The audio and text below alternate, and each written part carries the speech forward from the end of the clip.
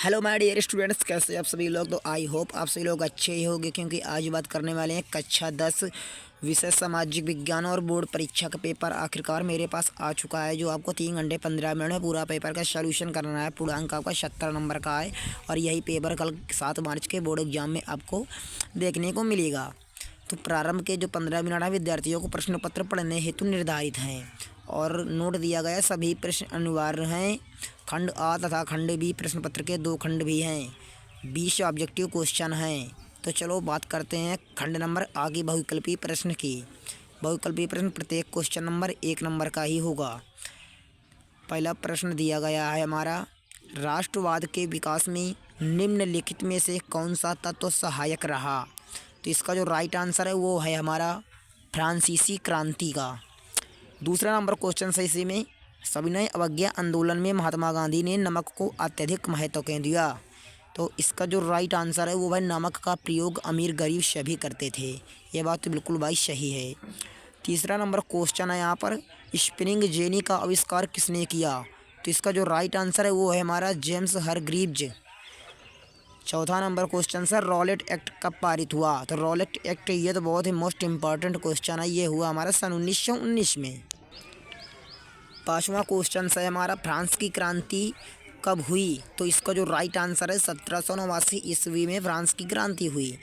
छठवां number question है हमारा, प्रथम विश्व युद्ध प्रारंभ हुआ 1914 ईस्वी में। राइट आंसर आपको करके आना है।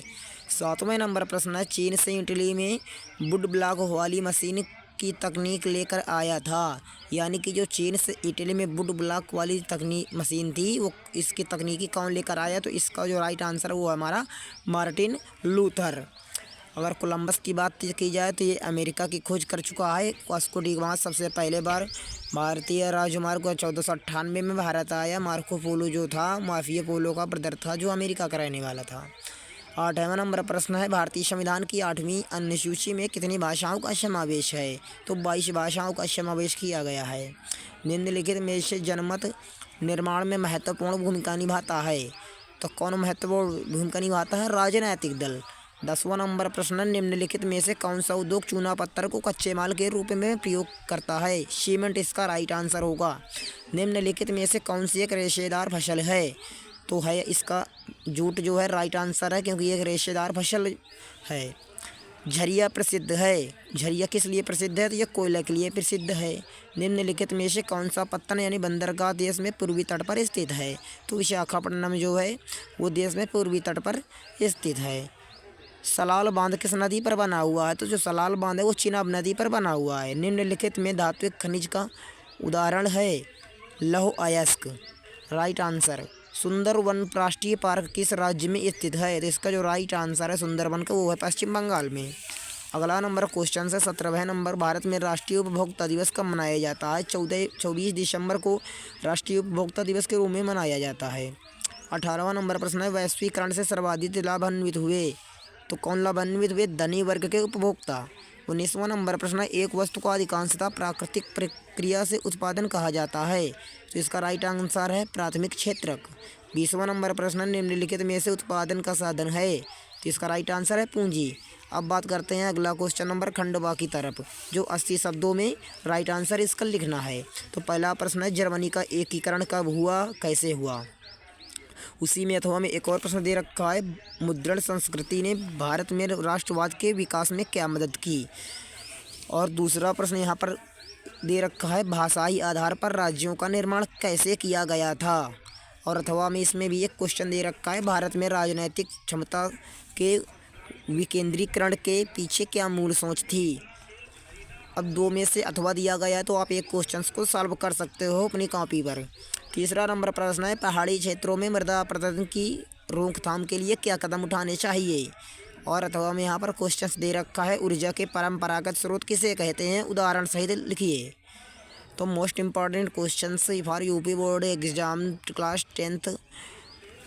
चौथा क्वेश्चन दिया गया, धारणीयता का विषय विकास के लिए क्यों महत्वपूर्ण है। और इसी में अथवा में दे रखा है, भारत में विदेशी निवेश को आकर्षित करने के लिए कोई 3 उपाय लिखिए या सुझाइए। तो आपको कॉपी में पूरे के पूरे क्वेश्चंस को अथवा दिया गया है, तो आपको अथवा में यानी कि 2 में से एक को सॉल्व करना है। वर्णनात्मक प्रश्न।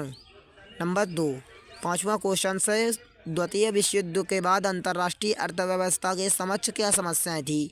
इसे ब्रिटेन उर्स सम्मेलन द्वारा किस प्रकार सुलझाया गया? इसमें भी अथवा में दे रखा है चौरी चौरा की घटना, और ख नंबर में है गांधी जी की दांडी यात्रा। दोनों को आपको अच्छे से लिखना है, टिप्पणियाँ मतलब की। अगला प्रश्न है हमारा 6वां नंबर, आर्थिक क्रियाओं के 3 प्रकारों का वर्णन कीजिए। और इसमें दे रखा है कि अथवा लगाकर आग्नेय तथा कायांतरिक चट्टानों में खनिजों का निर्माण कैसे होता है? दोनों में से एक क्वेश्चन आपको बोर्ड कॉपी में सॉल्व करना पड़ेगा। 7वां नंबर क्वेश्चन है, लोकतंत्र के गुण दोषों का वर्णन कीजिए। और अथवा में दे रखा है, राजनीतिक दलों के सामने क्या चुनौतियाँ हैं? ये बहुत ही बेहतरीन क्वेश्चन है, और ये 6 नंबर के क्वेश्चन है, आपको छोड़ना नहीं है। कुछ भी आता हो आपको बना बना कर लिखना है, क्योंकि ये पेपर है सामाजिक विज्ञान का। 8वां नंबर प्रश्न दिया गया है, आधुनिक युग में बैंक क्या कार्य संपन्न करता है? इसमें भी अथवा लगाकर प्रश्न दे रखा है, भारत में उपभोक्ता आंदोलन प्राप्त करने के लिए उत्तरदायी कारणों की व्याख्या कीजिए। 9वां नंबर प्रश्न है, मानचित्र संबंधी प्रश्न, यानी कि निम्नलिखित स्थानों को भारत के दिए गए रेखा मानचित्र में डॉट चिन्ह द्वारा नाम सहित दर्शाइए। सही नाम तथा सही अंकन करने के लिए हाफ यानी आधा आधा नंबर निर्धारित है। वह स्थान जहाँ सितंबर 1920 में कांग्रेस का अधिवेशन हुआ। वह स्थान जहाँ जलियांवाला बाग हत्याकांड हुआ। वह स्थान जहाँ 1929 में कांग्रेस का अधिवेशन हुआ। वह स्थान जहाँ सूती मिल श्रमिकों को सत्याग्रह हुआ। वह स्थान जहाँ 1927 में कांग्रेस का अधिवेशन हुआ। ये अगर आप लोग इनमें से अगर आधा आधा नंबर लिखोगे, लिखने के वह स्थान जहाँ जलियांवाला बाग हत्याकांड हुआ, मान लो इसका आंसर आपको पता है कि अमृतसर में हुआ, तो अमृतसर भी लिखना है, और उसको इस बिंदु के द्वारा उसको मानचित्र यानी मैप में दर्शाना भी है। दिए गए भारत के मानचित्र में निम्नलिखित को दर्शाइए। उत्तर प्रदेश की राजधानी यानी इस चिन्ह द्वारा दर्शाना है। किसी परमाणु ऊर्जा केंद्र का नाम इस चिन्ह द्वारा दर्शाना है। इंदिरा गांधी अंतर्राष्ट्रीय हवाई पत्तन इस चिन्ह द्वारा दर्शाना है। गुजरात की राजधानी इस चिन्ह द्वारा, और गेहूं उत्पादन प्रमुख केंद्र इस चिन्ह द्वारा। तो आई होप आप सभी लोगों को पेपर पूरा समझ में आ गया होगा, क्योंकि बोर्ड एग्जाम में सेम टू सेम यही पेपर छपने वाला है। लेकिन ऐसा कुछ नहीं जा सकता है कि यही पेपर आ जाएगा, लेकिन आप लोग पूरा अच्छे से इसको रट लीजिए, तो आपको अच्छे से अच्छे 70 में 65+ नंबर आसानी के साथ आ सकते हो। तो आप सभी लोगों को बहुत बहुत धन्यवाद पूरा वीडियो देखने के लिए। फिर मिलेंगे एक और वीडियो, तब तक के लिए गुड बाय, थैंक्स।